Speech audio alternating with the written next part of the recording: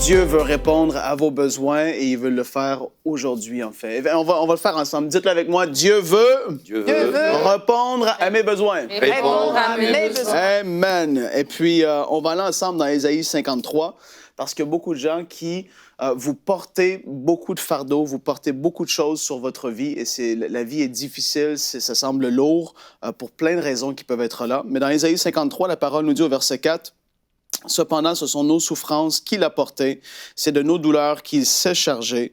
Et puis nous l'avons considéré comme puni, frappé de Dieu et humilié, mais il a été blessé pour nos péchés, brisé pour nos iniquités. Le châtiment qui nous donne la paix est tombé sur lui et c'est par ses meurtrissures que nous sommes guéris. » Et puis aujourd'hui, je veux vous exhorter dans la foi parce que c'est ce que j'aime faire le plus, je pense, au monde, c'est d'exhorter les gens dans la foi. Parce que je crois en un Dieu fidèle et bon à toutes ses promesses. Et puis, je veux vous rappeler que, premièrement, Dieu, ce qu'il a dit pour ses enfants, dans la nouvelle alliance dans laquelle nous nous trouvons, toutes ses promesses sont oui et amen pour nous. Il faut se le rappeler. Et puis, aujourd'hui, il y en a plusieurs parmi vous, vous portez des choses que vous ne devez pas porter. Et on a souvent accepté le mensonge du diable qui dit que, justement, ben ça, c'est ta croix à porter, ça fait partie de ta vie. Tu vois, ton père, c'était comme ça, ton grand-père, ton ami aussi, elle a des problèmes. Et puis, la vie, c'est comme ça, porte ça tout au long de ta vie. Mais en fait, on voit ici que Jésus a porté à notre place, autant que ça parle ici, nos douleurs et nos souffrances de maladie, etc. Ça nous dit que le châtiment qui nous donne la paix est tombé sur lui, c'est-à-dire que lui, à notre place, il a porté tellement de choses, en fait, on pourrait en parler pendant longtemps, mais il a porté tellement de choses à notre place pour pas que nous, on ait à les porter. Et puis aujourd'hui, je te dis, mais pourquoi est-ce que tu portes cette chose que tu ne dois pas porter? Dieu veut répondre à tes besoins, tout simplement. Dieu veut le faire. Et puis, tant et aussi longtemps qu'on ne connaît pas sa volonté, notre foi demeure inactive. Et ça, c'est important.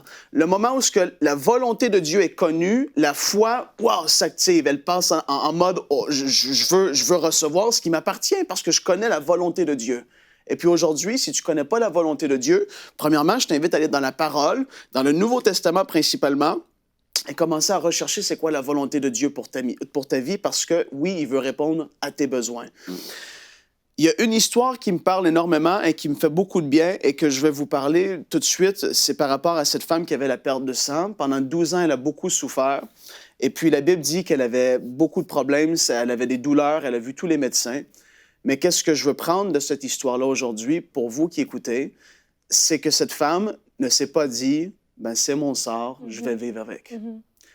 Tôt ou tard, elle a tourné les regards vers Dieu. Elle a dit, j'ai essayé de toutes les façons humaines possibles et maintenant, je vais tourner mes regards pour cette solution qui est divine, cette solution qui vient de Dieu. Amen. Et elle a dit, et pour elle, c'était ça, et c'est important que vous le compreniez. Pour elle, elle aurait pu recevoir son miracle juste en voyant Jésus ou peu importe, mais pour elle, elle a dit, quand je vais toucher son vêtement, ma foi va se mettre en action et je vais recevoir. Pour vous, aujourd'hui, il y a besoin d'avoir un point de contact qui soit là. Il y a besoin que vous vous énervez dans l'esprit, que vous dites, mais cette chose qui est là, je me suis habitué à vivre avec et ça ne m'appartient pas. Jésus-Christ a porté cette chose à ma place pour pas que j'aille le porter. Et moi, dans ce glorieux et cette nouvelle alliance, dans le contrat que j'ai signé avec Dieu, entre guillemets, ça ne m'appartient pas. Et tout comme cette femme a dit, quand je vais toucher son vêtement, je vais recevoir ma guérison, vous, aujourd'hui, vous devez vous dire, moi, aujourd'hui, ça suffit. Mes enfants, ce qu'ils vivent, ça suffit. Mon mari, ce qu'il vit, ça suffit. Je ne reçois pas cela. Je ne vivrai pas toute ma vie en portant ce vêtement qui ne m'appartient pas, mais Dieu pourvoit à mes besoins parce que je suis son enfant bien-aimé, celui qui a payé le prix tellement cher pour pouvoir avoir comme fils ou fille. J'accepte rien de moins que ça. Aujourd'hui, je veux t'encourager. N'accepte pas ce que le monde a dit sur ta vie, ce que les personnes peuvent penser, mais sois comme cette femme qui a dit, non, moi, je ne vais pas vivre comme ça. Je tourne les yeux vers le divin, vers Dieu qui peut tout faire, parce qu'il n'y a pas de limite à lui. Jésus a dit, si tu crois, tu verras la gloire de Dieu. Si tu crois, tu verras la gloire de Dieu aujourd'hui. Sois béni et Seigneur, je te remercie pour leur vie, pour ce que tu fais dans leur vie. Seigneur, je te remercie pour un relèvement et leur foi qui est fortifiée. Au nom de Jésus, que ta parole prenne racine en eux, Seigneur. Et on te remercie, on te loue au nom de Jésus. Amen, amen, amen. Soyez bénis. Retrouvez la suite de ce programme dans l'émission Bonjour chez vous sur ENCI TV.